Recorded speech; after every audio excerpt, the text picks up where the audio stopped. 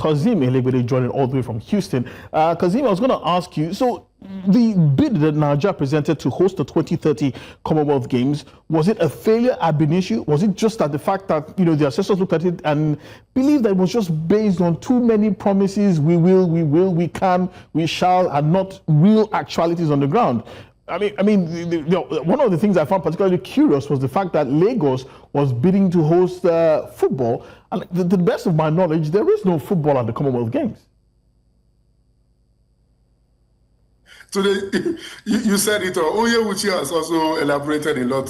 I mean, that was a dead on arrival bidding process packaged, and honestly, I think Nigerian government needs to start taking responsibility, because we have a lot of charlatans, we have a lot of fraudsters who only think about their pockets and they don't care rubbing the name Nigeria in the mud anywhere in the world. I mean, just today, listen to yourself. Somebody put that Lagos will host football when there is no football in Commonwealth. It tells you the whole story.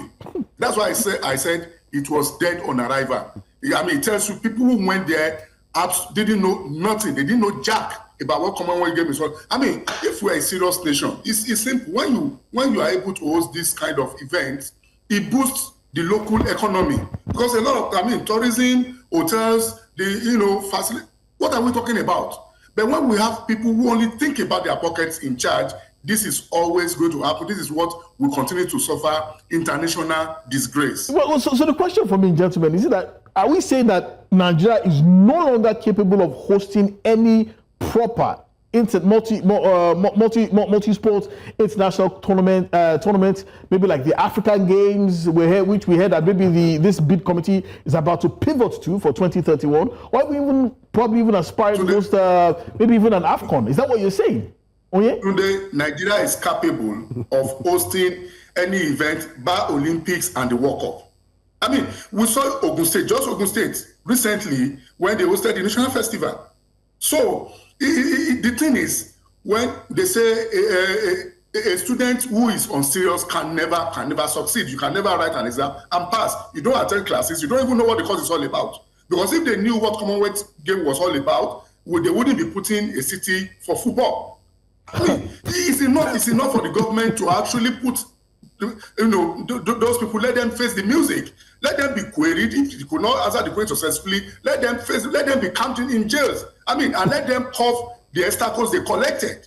They just went there to disgrace us. It's as simple as that. Well, I mean, if we're serious about it, we can still host it. I mean, this is a country that hosted FIFA under 20, and that is second biggest event in FIFA, and that was as far back as 1999. And that's the problem. That was so far away. Nigeria of 1999 is different from Nigeria of 2025, which is why I'm asking, should we be improving or should we be going back? That's the question I'm asking. Have we improved? Are we still capable of hosting this kind of competition? You know the answer already. You know the answer already, which is very sad. So you are my experts. I'm asking you. We're taking a lot of steps backward. I mean, the people running our affairs now at the government level, whether football or anywhere, they are ashamed. They are ashamed to the name Nigeria. Okay. I mean, the last time we were talking about Nigeria 65, and I told you Nigeria 65 is like a ragged old man who wasted his youth and now facing the reality, and it is too late to go back. I hope it's not too late for Nigeria. Okay, so that's the thing about Kazim Elegbede. He always says his mind, no matter whose ox is God, but Onye is a bit more temperate. Do you agree with him, or you want to toe the line of temperance? No, it's visible to the blind that we are not ready. We have not made progress. You see, first and foremost, before I even come back to that, Tunde, I think Kazim is right.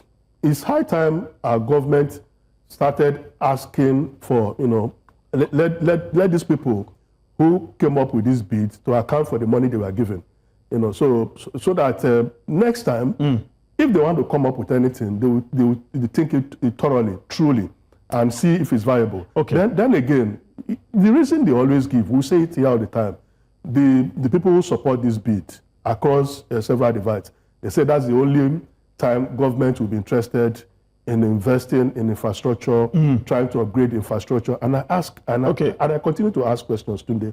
We saw the facilities that hosted the 2010 World Cup in South Africa. Look at the game where South Africa played Rwanda. Why are you taking that stadium? Why not take the Bloemfontein one that was like a groundnut pitch? No, that's what I'm saying. It's just the pitch that is even the problem with that.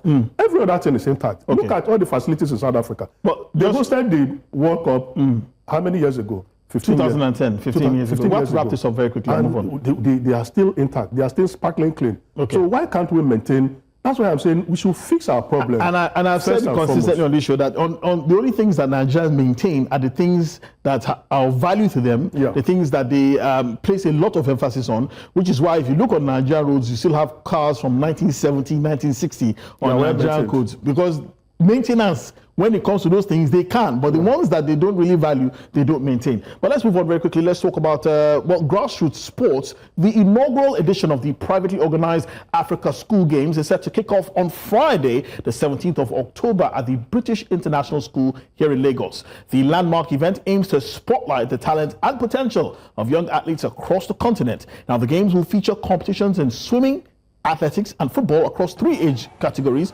under 11, under 13 and under 15.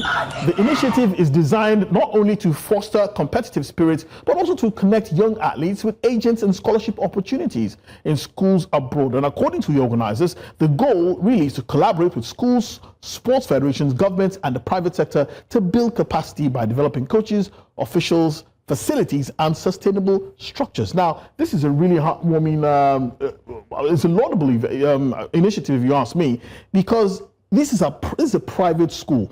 Now, these are private schools from all across Africa. Back in the day, they used to go and host this thing in the United Arab Emirates, but they've decided against traveling out of the continent and looking within and deciding that they want to start hosting it in Africa.